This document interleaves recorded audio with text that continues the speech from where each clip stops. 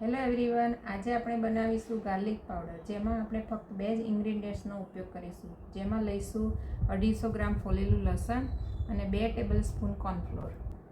હવે આપણે ફોલેલા લસણને ચોપરમાં ચોપ કરી લઈશું.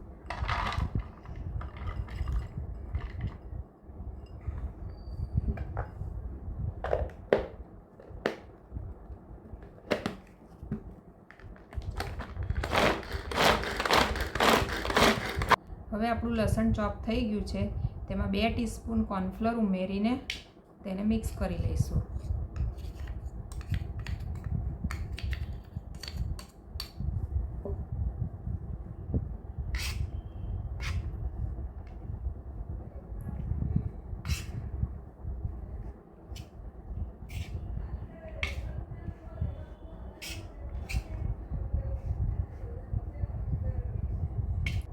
લસણને આપણે કોર્નફ્લોરમાં મિક્સ કરી લીધું છે.